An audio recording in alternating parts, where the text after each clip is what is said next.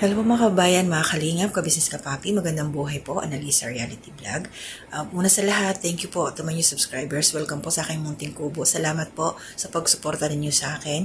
Mga silent viewers, commenters, nagla-like, nag-share, mga hindi po nag-skip ng ads at tuwing nanonood ng aking reaction video. Maraming salamat po sa inyo. So ito po, bilang isang OFW, kailangan ko rin hong mag-stand dito sa sinabi ni Madam Lorny TV na napanood ko po dito sa reaction ni Sangkay Lons TV kasi meron pong nag-forward sa kanya mga resibo patungkol doon sa mga binanggit nga ho ni Madam Lorny at binisita ko rin po yung page niya doon sa Team A1. Nakita ko rin ho doon ang daming bumabakbak mga kababayan, kapwa ko OFW na ang trabaho ay nasa bahay din. Syempre naman talaga, kahit pa paano, nakakasakit ng damdamin ang kanyang mga binitawang salita nito ni Madam Lorny. Palibhasa, siya, siguro hindi ko naman alam kung ano yung trabaho niya. Nandun lang naman siya sa Pilipinas. Malay natin kung isa sa mga napapakinabangan niya galing sa mga nagkukudkod ng Unidoro, di ba? Mga sponsor. So ito, pakinggan muna natin si Sangkay. Shoutout po sa iyo, kabayan Sangkay. Ito po yun. Yung mga pinorward nila sa akin, no, na mga banat ni Lorny sa isang OFW. So, basahin ko lamang po sa inyo, no, yung mga banat na ito ni Lorny. Kung si Lorny man ito, itong nandito. Pero nakasalaki author, Lorny TV. So, sabi dito, Munina Prado Canapi, ito yung tao na OFW na kanyang pinatutsadahan dito. Bakit inggit ka sa tabako? Inggit ka lang talaga kasi ikaw need pa magkuskus na Unidoro para magkakain. Buang ka na, day? Minamaltrato ka ba ng amo mo? Malamang kulang ka sa kain, kaya bano na utak mo. Walang laman utak mo. Puro lang pambabalahura sa kapwa. Kung matalino ka, hindi ka tsimay. Diba? Yung mga... Wait lang. Ang sabi niya, kung matalino ka, hindi ka tsimay. Sobrang sobra siyang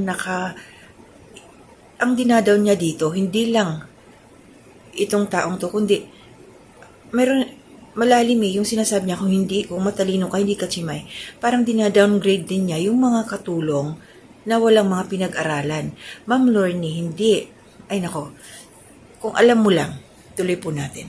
Word na magkuskus ng Unidoro, buang, minamaltrato ka ng amo mo, bano ng utak, walang laman ng utak, no? Pambabalahura sa kapwa mo. Kung matalino ka, hindi ka tsimay. Yung word na tsimay, no? Kung matalino ka, hindi ka tsimay. Ma'am Lorny, siguro, baka hindi nyo alam, marami po ang matatalino. Yes, andun sila, mga kasambahay. Hindi lang sila pinalad, matatalino yun. Hindi lang pinalad financially, kaya namamasukan. At yung iba dyan, ang daming mga self-supporting na estudyante, nangangatulong, matatalino, para lang makatapos sa pag-aaral. Kaya huwag ninyong hahamakin yung mga sinasabi mong mga tsimay. Kasi sila yung mga taong nagsisikap, hindi umaasa. Hindi umaasa na mayroong tutulong sa kanila.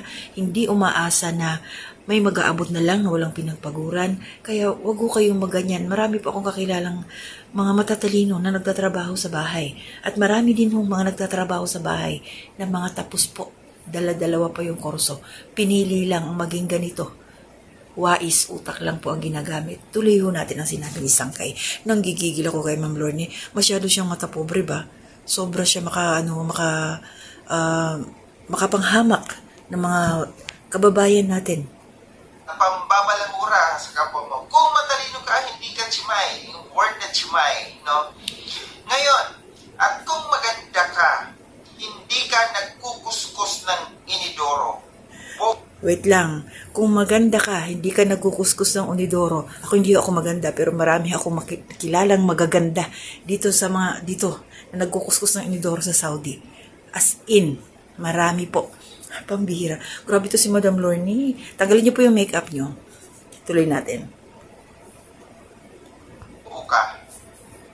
Sakit, di ba? Bagay ka lang kung nasaan ka ngayon. Kawawa ka naman. Ginugutom ng amo. Wahaha. Ang sakit, di ba? Bilang isang OFW,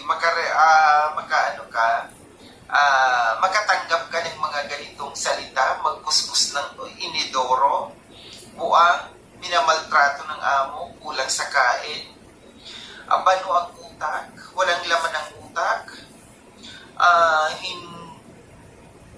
chimay, no? Isang chimay, kuskus ng inidoro, bobo.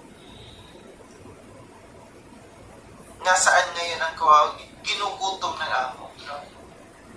Diba ang mga natin? So yun po mga kalingap, grabe yung mga binitawang salita dito ni Madam Lorne. So, wait po Pasensya mo mga kalingap, nagbabalik. Sinisipon mo talaga ako. So yun po yung dun sa mga narinig ho natin na binasang resibo po ni Sangkay patungkol doon sa naging pahayag ni Ma'am Lorne TV doon sa kanyang nakasagutan sa comment section na isang OFW, kababayan natin na ang trabaho po sa bahay. Katulad ko, ako po sa bahay. Nagluluto, syempre naglilinis din ng unidoro. Natural naman Bakit Madam Lorne TV? Wala po ba kayong unidoro? Wala po ba kayong CR? Saan po ba kayo? Saan ka nagbabawas? Para ba naman nung sinabi ninyo na hindi ka umuutot? Hindi ka nagbabawas na mabaho? Ba? Grabe siya makalait Pero Madam Lorne, siguro dapat inisip niyo muna ba kayo nagsalita ng ganon? Ang dami pong mga OFW. Yes. Sa tingin niyo ba yung mga yung mga nursing na yan, hindi sila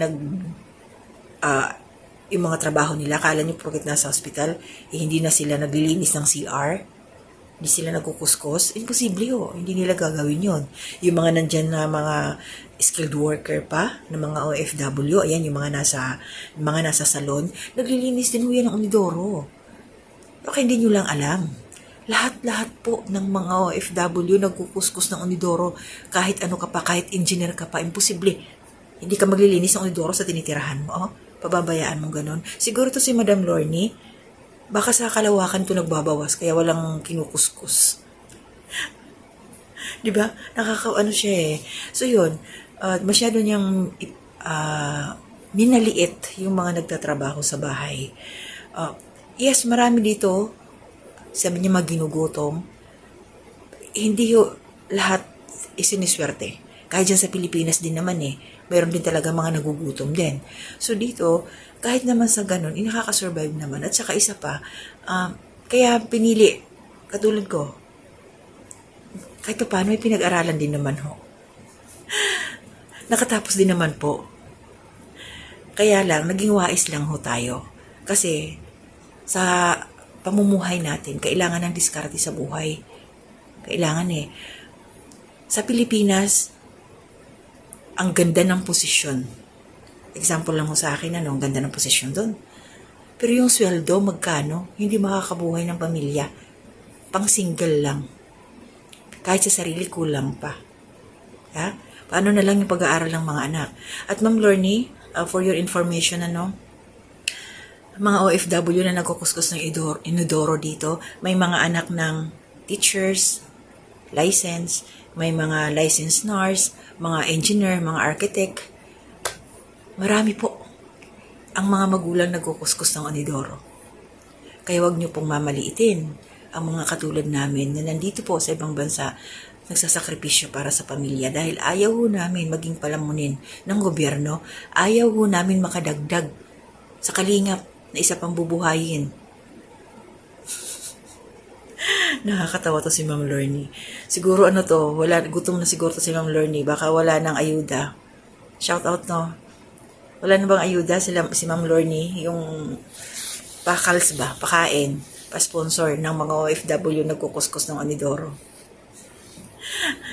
Yung nakakatanggap ba ito si Ma'am Lorne ng mga ayuda katulad ng mga kape, damit o ano-ano na galing sa mga OFW. Hindi natin alam, no? Grabe siya maka-downgrade. Na? So, shoutout sa inyo mga kababayan sa team A1. Yan mga join natin yan sila eh. Nasilip ko yung kanilang page kanina. So, laban lang. Basta tayo, nagtatrabaho ng marangal, maayos, nasusuportahan yung pangangailangan ng pamilya, na hindi tayo umaasa na mayroon mga nagbibigay. Ba? Kumakayod tayo, nagsasakripisyo, patas na lumalaban para sa pamilya. Yun. Kaya shoutout po sa inyo lahat. Laban tayo, mga kababayan natin, mga nandito sa Middle East, ayan, sa Hong Kong, sa Singapore, kung saan man, bansa. Yan, mga nasa UAE na mga workers din, mga OFW.